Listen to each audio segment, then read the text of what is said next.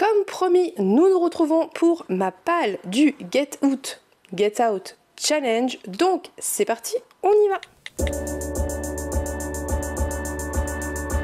Alors j'ai concocté une palle gigantesque. Comme toujours, si vous me suivez, vous savez que je fais toujours des pales gigantesques que je ne respecte jamais ou alors partiellement.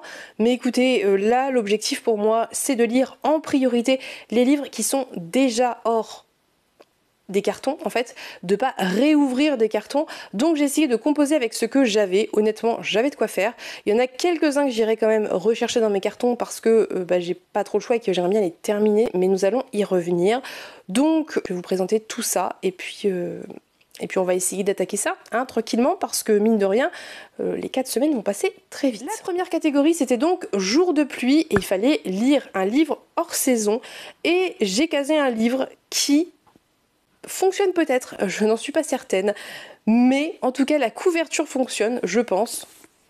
C'est Jour de sang de Sue Rainford. Alors on a un bout du titre déjà, c'est déjà pas mal, on a un parapluie, écoutez, peut-être que ça fonctionne, je ne sais pas trop, très honnêtement je n'en ai aucune idée, peut-être que pas du tout, mais comme de mémoire Jusque dans la terre se passait plutôt dans des pays un peu Irlande par là, Écosse, et que l'autrice est elle-même irlandaise, je me dis que avec un petit peu de chance, on sera dans une ambiance moite, automnale.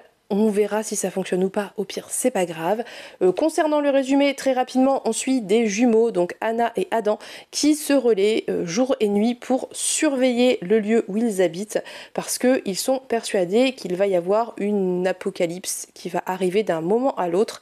Et on a un troisième personnage qui s'appelle Kohan, qui est l'ancien chef de la commune et qui a priori exerce encore un contrôle intrusif sur leur rituel quotidien. Donc je ne sais pas très bien ce que ça va donner. Je vous avoue que je sais d'ores et déjà, je pense, et je peux vous l'affirmer sans me tromper, que ça va être perché, parce que Jusque dans la terre était perché. C'est une lecture commune qui est prévue avec Emmeline et Earl Grey. Donc normalement, dans les prochains jours, si ce n'est semaines, ça va sortir. Deuxième catégorie, partira à 2 ou plus. C'est donc tout ce qui est romance et romans épistolaires, sans grande surprise. Et vous m'avez vu venir avec mes gros sabots.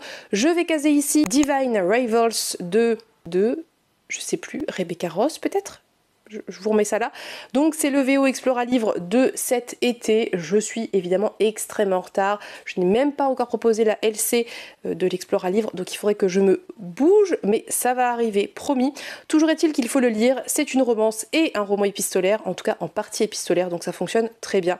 Concernant le contexte, c'est de la fantaisie, c'est de la romantésie même je pense, et on va suivre deux personnages qui vivent dans un contexte de guerre, et la jeune femme va échanger de manière plus ou moins anonyme avec un jeune homme qui est son rival dans la vraie vie. Elle ne sait pas qui il est, lui sait à qui il écrit, quelque chose comme ça, et ça va nouer des liens entre eux. Bref, j'en sais pas franchement plus. Tous les retours ont été assez positifs. Flowfly l'a lu assez récemment et a beaucoup aimé, donc j'ai de beaux espoirs pour ce bouquin, je vous le cache pas, on verra ça. Je pense que ça va faire partie de mes priorités de lecture pour août parce qu'il est temps vraiment qu'il sorte. J'en ai mis un deuxième dans cette catégorie qui est une romance, et une romance qui a l'air absolument géniale puisque c'est So This Is Ever After de F.T. Lukens. C'est une romance a priori entre ces deux personnages. J'ai lu le premier chapitre pour me faire une idée et ça a l'air très drôle et très décalé puisque ce bouquin démarre au moment où l'élu a réalisé la prophétie. Voilà, le bouquin s'ouvre sur ça. Il tue le méchant, il décapite le méchant, et qu'est-ce qu'on fait maintenant? Je n'en sais pas plus. Je sais juste qu'il va y avoir une romance entre deux hommes. Voilà. Et un ton très décalé, puisque ce premier chapitre était déjà assez drôle, assez léger. Donc ça a l'air très chouette. Kim l'a très bien vendu, c'est pour ça qu'il est arrivé dans ma palle. Donc j'ai bien évidemment très hâte de le lire. Donc voilà, en tout cas il est très très beau, c'est publié chez Gallimard et c'est traduit par Alison Jacquet-Robert. Voilà, vous avez toutes les infos. Bref, voilà. Troisième catégorie, c'est marathon, et donc là on part sur avancer, terminer une saga.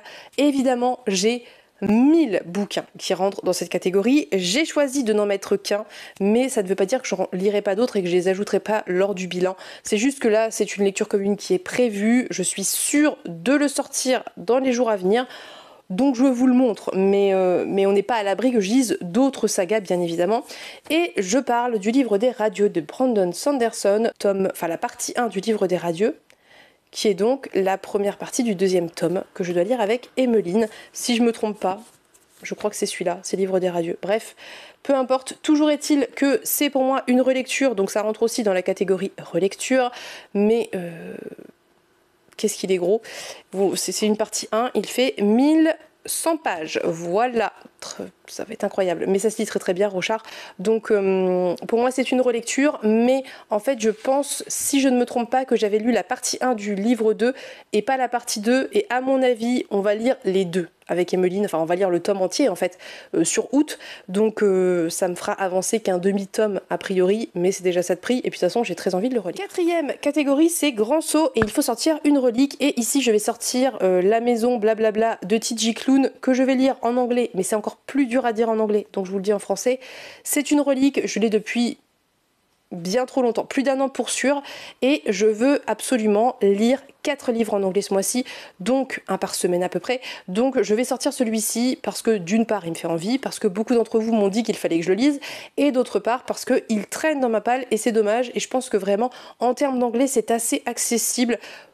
Donc voilà, j'aimerais bien sortir celui-ci. Je ne sais plus quel est le résumé, très honnêtement. Je vais me laisser totalement porter et je vous en reparlerai bientôt, j'espère. Évidemment, j'ai d'autres reliques. Si je sors une autre relique, je l'ajouterai lors du bilan, mais on en reparlera début septembre a priori. Cinquième catégorie, c'est bord de l'eau, et ici, il faut lire des livres autour de l'océan, la mer, rivière, étang, lac, tout ce qui a rapport avec l'eau. Et évidemment, j'ai le tout trouvé, Goddess of the River de Vaishnavi Patel. Je pense que tout est dans le titre. On suit une déesse de la rivière. C'est de la réécriture de mythologie indienne. Ça me fait extrêmement envie. C'est mon deuxième livre en anglais pour ce mois-ci. Je compte bien le lire, le dévorer, vous en reparler. J'avais adoré Kaikeyi, donc j'ai très très hâte de découvrir celui-ci. Ici, j'ai la version Illumicrate qui est vraiment très très belle. Vraiment très jolie. Franchement, j'aime beaucoup le travail... Le travail Illumicrate en général me plaît vraiment pas mal, donc voilà, je ne vais pas vous refaire le résumé parce que les résumés en anglais c'est très pénible, nous verrons bien, nous en reparlerons. Deuxième livre que j'ai casé ici, je ne l'ai pas encore en ma possession, mais c'est pour bientôt. Alors oui, en théorie, il n'est pas encore dans ma palle, mais j'avais déjà prévu de l'acheter, je vous l'avais dit que je le lirai sans aucun doute en août, donc même si je ne l'ai pas, ben, je vais quand même vous le dire parce qu'il faut qu'il sorte, même s'il n'est même pas encore arrivé. C'est le tome 2 de l'Empire d'écume de... Je ne sais plus, mais je vous remets la couverture ici. Ça me fait très envie, j'avais beaucoup aimé le tome 1, j'avais trouvé ça très intéressant, très chouette, assez engagé sur pas mal de thématiques et avec une magie assez intéressante. Je sais qu'il ne fait pas l'unanimité, mais moi j'avais beaucoup aimé, donc j'ai assez envie de continuer. La sixième catégorie, c'est Pastèque. Il faut lire ici essai ou récit engagé, de fiction ou pas de fiction. J'ai choisi de mettre Une maman parfaite de Marie-Fleur Albecker, que j'ai reçu en service de presse très récemment, que j'ai très envie de lire, qui n'est pas très très long, qui devrait se lire vraiment très très bien.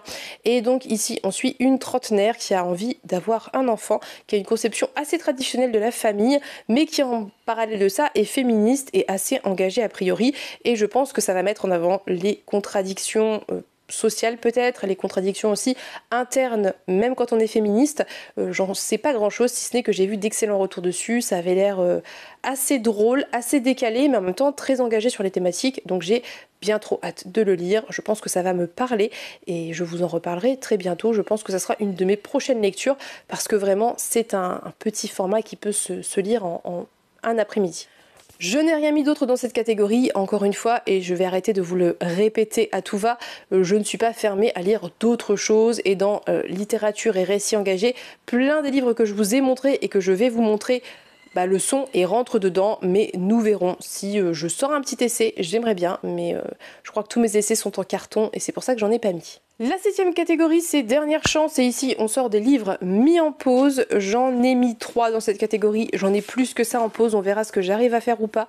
Le premier, c'est Fangirl de Rainbow Rowell, qui est donc un livre que je lis en anglais, qui est celui que je vais tout de suite là après aller rechercher dans mes cartons et continuer parce que il n'est pas en pause parce qu'il me plaisait pas, il est en pause parce que au moment où je l'ai entamé, j'étais vraiment dans une phase où j'arrivais pas à me concentrer, j'étais fatiguée, voilà, mais j'ai très envie de le continuer. Donc je vais reprendre la lecture de Fangirl, je compte vraiment le lire pour le coup dès le début du challenge, première semaine du challenge, ça sera ma lecture en anglais. Deux autres livres qui sont énormes qui sont en pause et que je veux vraiment terminer et qui font partie de mes priorités de lecture. D'abord, on a La Cité des Marches de Robert Jackson Bennett. J'en suis au tout début. Vraiment, ça, je veux le lire rapidement parce que c'est un service de presse qui a beaucoup trop traîné, que vraiment j'ai adoré le début, que j'ai très envie de le continuer, mais c'est juste qu'il était tellement gros que je me sentais pas la capacité, l'espace mental pour me mettre à fond dedans. Mais là, ça y est, c'est le moment, je vais le terminer, d'autant que je crois que la sortie du tome 2 a été annoncée et ben, j'aimerais bien le terminer avant pour savoir si j'ai envie de continuer ou pas cette saga. Et vous allez le revoir pour la 40e fois, bien entendu, c'est Plein ciel de Siècle Vaillant. J'en suis à la moitié. Qu'est-ce que c'est terrible ce qu'il peut traîner ce bouquin, et c'est pas parce que j'aime pas, encore une fois, c'est vraiment un livre qui demande une concentration incroyable. C'est classé en jeunesse, mais c'est pas si simple que ça du tout. C'est ce genre de livre qui est pas compliqué dans l'absolu à comprendre, mais qui est hyper riche, hyper dense et qui vous happe entièrement. Et si vous ne vous laissez pas totalement happer par l'histoire, par l'imaginaire de l'autrice, vous passez à côté. Donc c'est pour ça qu'il traîne et que je lis des chapitres par-ci par-là. Mais ça vraiment, il faut que je le termine ce mois-ci. Ça suffit. Il faudrait que j'arrête de procrastiner, d'autant que j'aime beaucoup ce que je lis. Donc c'est très dommage. La 8e catégorie, c'est Cozy Summer. Et il faut lire un livre doudou réconfortant. J'ai choisi de mettre ici une anthologie de nouvelles, c'est Solar Punk, donc vers des futurs radieux, que j'ai reçu en service de presse, que je dois lire avec Emeline et avec Natcha. Et donc c'est des nouvelles de Solar Punk. Le Solar Punk, c'est la SF positive, donc a priori ça va être doudou et réconfortant, nous verrons bien. J'ai bon espoir en tout cas que ça le soit. On va se faire un petit découpage tranquille et lire un petit peu tous les jours, mais pas tout d'affilée, parce que encore une fois c'est une anthologie, donc aucun intérêt de s'enchaîner ça comme un roman. Donc je pense qu'on va se découper ça sur plusieurs semaines peut-être, et je vous en reparlerai au fur et à mesure dans les vlogs. En tout cas ça me fait toujours autant envie. J'ai hâte d'en découvrir le contenu. 9e catégorie, c'est Colonie de vacances, et ici on lit tout ce qui est jeunesse, middle grade, young adult. J'en ai 3.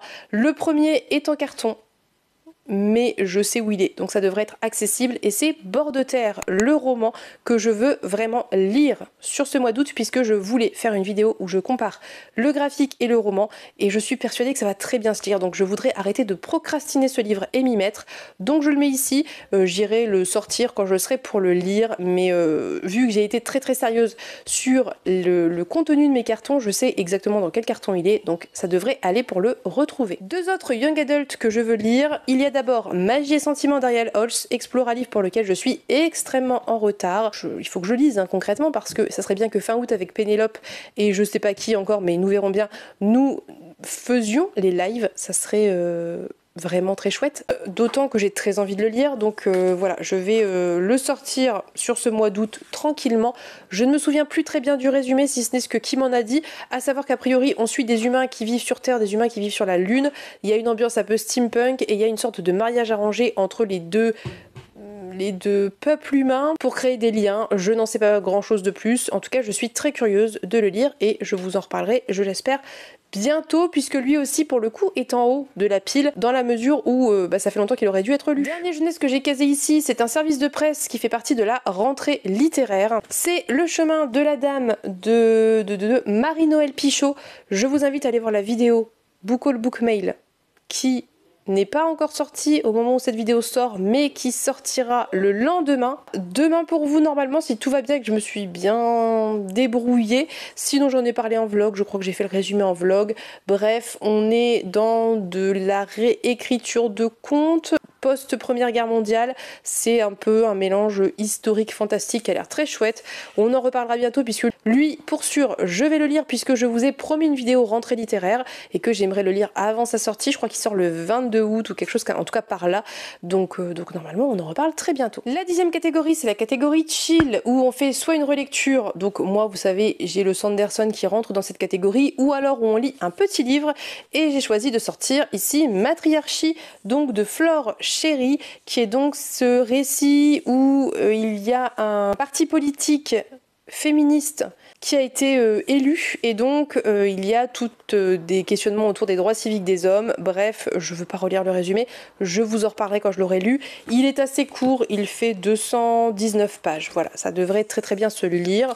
Donc voilà, j'ai d'autres petits livres, on verra ce que je sors ou pas. Lui, j'aimerais bien le sortir pour le coup, parce que pas mal d'entre vous étaient intéressés pour avoir un retour, donc ça serait plutôt chouette que celui-ci sorte. La 11e catégorie, c'est dans une bulle. Ici, il faut lire, sans grande surprise, encore une fois, des graphiques. Donc moi, je sais d'ores et déjà que je vais lire le tome 10 de Spy Family, que je vais m'acheter tout bientôt. De toute façon, je pense que ici, vous pouvez considérer que je vais sortir tous les mangas que je dois lire, donc aussi Beyond the Cloud, ils sont juste là.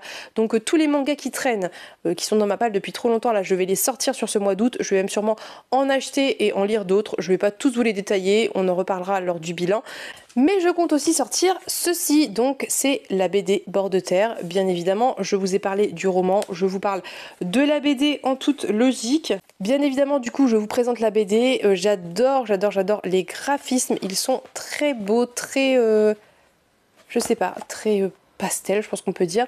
Donc voilà, je vais lire ça. Je vais lire le roman, je vous en reparlerai en vidéo. 12e catégorie, c'est self-care. Ici, il faut lire soit un ou des cadeaux, soit des recos. Des cadeaux, j'en ai pléthore. Donc je sais que je vais en lire. J'ai choisi de ne pas tous les rentrer ici parce que donc, déjà dans ceux que je vous ai présentés, il y en a.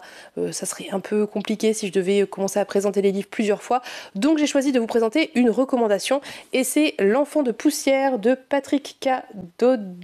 Dunay, je ne sais pas le dire, voilà, qui est donc un des livres que j'ai pioché pour mes 12 livres par 12 amis, si je me trompe pas, j'espère, en tout cas je comptais le lire dans tous les cas, et donc ici, publié chez Folio, il est très beau, j'aime beaucoup, et j'en ai vu d'excellents retours, notamment de la part de Pico, que je suis assidûment sur les réseaux sociaux, j'aime beaucoup ce dont elle parle de manière générale, je ne sais pas si vous connaissez Pico Books, si c'est pas le cas, allez voir son Instagram et sa chaîne parce qu'elle est passionnante et elle a parlé de ça et j'avais déjà envie de le lire mais elle a relancé mon envie et puis entre temps je crois qu'il a été pioché dans mes 12 livres par 12 amis donc bah voilà. Je l'ai acheté, je vais le lire, nous en reparlerons. La 19e catégorie, c'est la catégorie Cocorico avec auteurice francophone. Je vais vous mettre ici un livre que j'ai déjà entamé.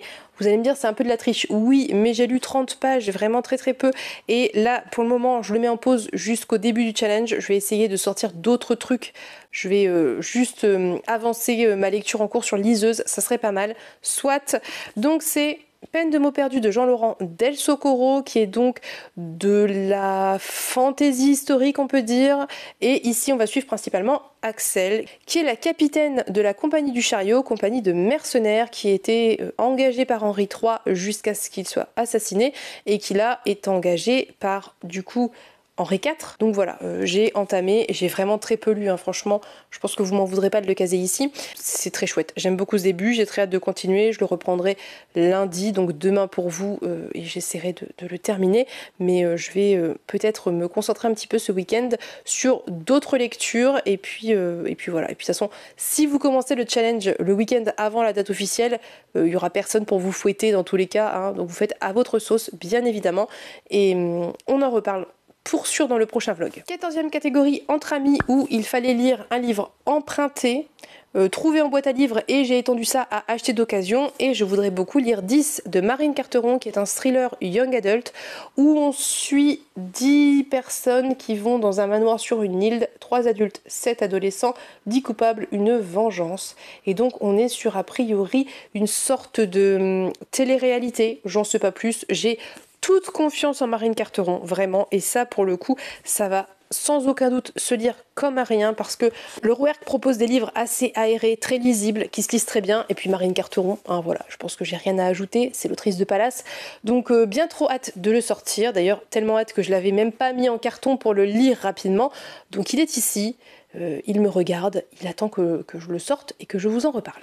15e catégorie, abeille. Il faut sortir un livre ou des livres avec autrice préférée, trope, topoi préféré, genre préféré. Il y en a un qui regroupe un petit peu tout ça. Mais l'autrice, je la connais pas encore. Mais pour le reste, c'est The Royal Coven de Juno Dawson. On est vraiment sur les topoi que j'adore, les sorcières cachées dans notre univers, la prophétie, enfin voilà, tout ce que j'aime. C'est un livre qui rentre aussi dans la catégorie des récits engagés, puisqu'ici, on va avoir un personnage trans, si je ne dis pas de bêtises, et que l'autrice elle-même est trans. Donc c'est un livre qui valide beaucoup de catégories à lui tout seul, qui me fait extrêmement envie. C'est Lucie de la chaîne Salade de Livres qui en a très bien parlé, qui me l'a très bien vendu et je pense que lui, encore une fois, fera partie des prochains que je sortirai parce que vraiment, j'ai très envie de le lire, très envie de le lire. Le problème, c'est que c'est un tome 1, donc c'est pas ça qui va arranger mes histoires de pile à lire, mais c'est pas grave, écoutez, Je me sacrifie, je le lis, je vous en reparle. Deuxième livre qui va rentrer, vous voyez la pile qui augmente petit à petit à ma droite. Le deuxième livre qui va rentrer dans cette catégorie, c'est Quand vient la horde d'Aurélie Luong, qui est un service de presse. Et pourquoi il est ici? Parce que il y a des tropes qui sont repris que j'aime beaucoup, puisque on a, je vais vous relire le résumé parce qu'il est très court. Yvan est un orphelin du Dézanne. Idéaliste, il rêve de réussir le concours public et de devenir magistrat pour changer les lois. Comme tout le monde, il a entendu parler de la Horde Blanche, troupe de mercenaires sanguinaires aux ordres d'une guerrière dépeinte comme une démone aux yeux rouges, crainte autant que méprisée. Ce qu'Ivan ne sait pas, c'est que la Horde en a après lui. Arraché à son univers, pris dans une quête de vengeance qui le dépasse, il devra remettre en question tout ce qu'il croit savoir et transgresser ses serments les plus précieux, quitte à en payer le prix. Il y a vraiment plein de trucs que j'aime là-dedans. Ça parle de horde menée par une femme, ça parle de vengeance. Vraiment, moi, ce livre me fait envie depuis que je l'ai. Et malheureusement, il n'a pas été prioritaire pour plein de raisons. Mais vraiment, j'ai envie de le lire. 16e catégorie, partir ailleurs. Il faut lire de la SFFF ou de la littérature hors occidentale. Moi, je case Swan Song parce que c'est du post-apo fantastique. Je pense qu'on peut dire, ça fonctionne plutôt bien. J'ai très envie de le lire. J'ai lu le premier il y a 1000 ans. Enfin, le premier, c'est même pas 2 tomes, hein. C'est un seul livre coupé en 2. C'est vraiment abusé. Bref, je voudrais vraiment beaucoup le sortir. Il rentre aussi dans la catégorie cadeau. Il rentre aussi dans la catégorie jour de pluie. Il rentre dans 1000 catégories, mais je le mets là. Écoutez, de toute façon, vous avez vu dans tout ce que je vous ai présenté, il y a beaucoup de SFFF, donc voilà, mais très envie de terminer ce bouquin qui n'est pas une saga encore une fois, c'est d'autant plus désolant que je le procrastine. 17e catégorie, catégorie famous, on doit lire un livre populaire et ou le dernier livre acheté. Dans mon cas, à l'heure actuelle, il remplit les 2 cases et c'est Curious Tides de Pascal Lascelles, donc tome 1 de La Lune et des marées, voilà.